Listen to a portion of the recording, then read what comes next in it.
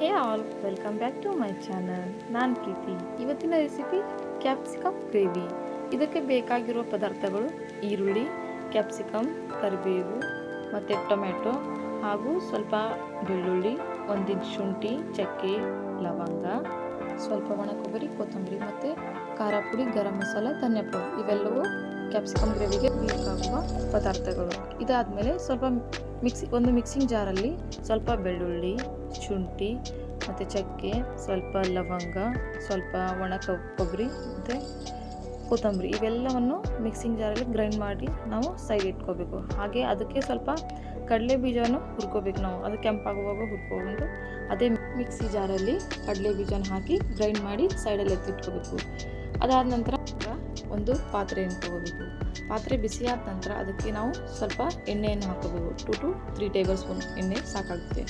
ಎಣ್ಣೆ ಬಿಸಿಯಾದ ನಂತರ ಅದಕ್ಕೆ ಸಾಸಿವೆ, ಒಂದು ಸ್ವಲ್ಪ ಜೀರಿಗೆ, ಅದು ಚಟಪಟ ಅಂತ ಸಿಡಿಬೇಕು.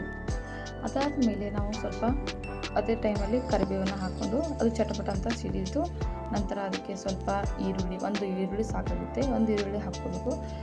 ಈರುಳ್ಳಿ ಚೆನ್ನಾಗಿ ಎಣ್ಣೆಯಲ್ಲಿ ಫ್ರೈ ಮಾಡ್ಕೋಬೇಕು. ಅದು ಚೆನ್ನಾಗಿ ಫ್ರೈ ಆದರೆ ಹಸಿ ಸ್ಮೆಲ್ಲೆಲ್ಲ ಹೋಗ್ತೈತೆ. ಆಮೇಲೆ ಅದಕ್ಕೆ ಸ್ವಲ್ಪ ನಾವು ಈಗ ಟೊಮೆಟೊ ಹಣ್ಣನ್ನು ಸೇರಿಸ್ಕೊಳ್ಳೋಣ. ಟೊಮೆಟೊ ಹಣ್ಣು ಸೇರಿಸ್ಕೊಂಡು ಅದು ಎರಡೂ ಮಿಕ್ಸ್ ಮಾಡ್ತಾ ಇರಬೇಕು. ಮಿಕ್ಸ್ ಮಾಡ್ತಾ ಸ್ವಲ್ಪ ಟೊಮೆಟೊ ಹಣ್ಣು ಜಲ್ದಿ ಬೇಯೋದಿಲ್ಲ. ಅದಕ್ಕೆ ನಾವು ಸ್ವಲ್ಪ ಉಪ್ಪನ್ನು ಹಾಕಬೇಕು. ಸ್ವಲ್ಪ ಉಪ್ಪು ಹಾಕಿದರೆ ಬೇಗನೆ ಬೇಯ್ದುಬಿಡ್ತೀವಿ. ಹಾಗಾಗಿ ಉಪ್ಪು ಹಾಕಿ ಮಿಕ್ಸ್ ಮಾಡ್ಕೊತಾ ಇರಬೇಕು ನಾವು.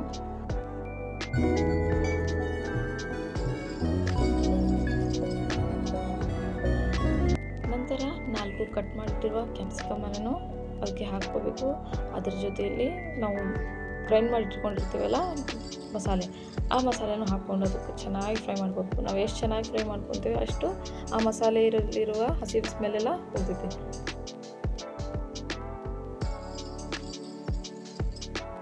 ಮಿಕ್ಸ್ ಮಾಡಾದ್ಮೇಲೆ ಸ್ವಲ್ಪ ಅದಕ್ಕೆ ಅರಿಶಿಣ ಪುಡಿ, ಖಾರ ಪುಡಿ, ಗರಂ ಮಸಾಲ ಮತ್ತು ಧನಿಯಾ ಪೌಡರ್, ಸ್ವಲ್ಪ ಚಿಕನ್ ಮಸಾಲ ಇದ್ರೂ ಕೂಡ ಹಾಕ್ಕೋಬೋದು. ಎಲ್ಲ ಮಸಾಲ ಪೌಡರ್ಗಳನ್ನು ಹಾಕಿದ ಮೇಲೆ ಅದನ್ನು ಚೆನ್ನಾಗಿ ಮಿಕ್ಸ್ ಮಾಡ್ತಾ ಇರಬೇಕು ನಾವು.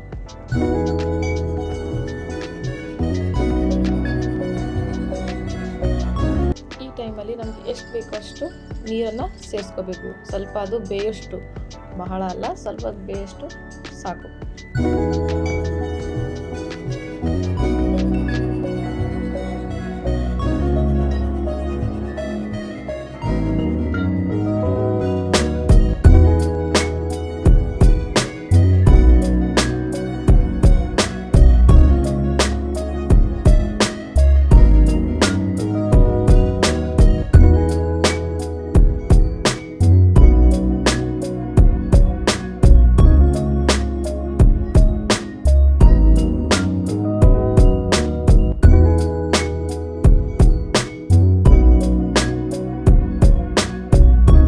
ಈ ವಿಡಿಯೋ ಇಷ್ಟ ಆದಲ್ಲಿ ಲೈಕ್ ಮತ್ತು ಶೇರ್ ಮಾಡಿ, ನಮ್ಮ ಚಾನಲನ್ನು ಸಬ್ಸ್ಕ್ರೈಬ್ ಮಾಡಿ. Thank you for watching.